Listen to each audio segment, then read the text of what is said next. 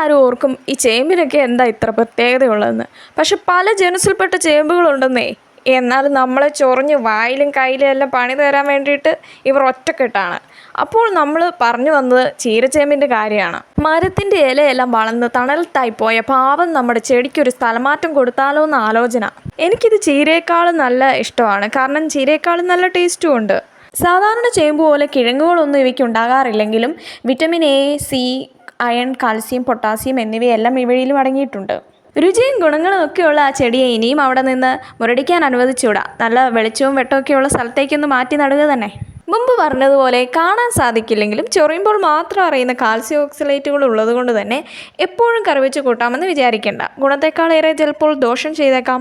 എന്നാലും ഇടയ്ക്കെങ്കിലുമൊക്കെ തൊടിയിൽ നിന്നും രുചികരമായ തോരനോ കറിയോ ഒക്കെ ആയിട്ട് നമ്മുടെ തീന്മേശയിലേക്ക് വരാൻ ഈ ചീരച്ചേമ്പിനും കഴിയും. അപ്പോൾ എല്ലാവരും സബ്സ്ക്രൈബ് ചെയ്ത് സപ്പോർട്ട് ചെയ്യണേ.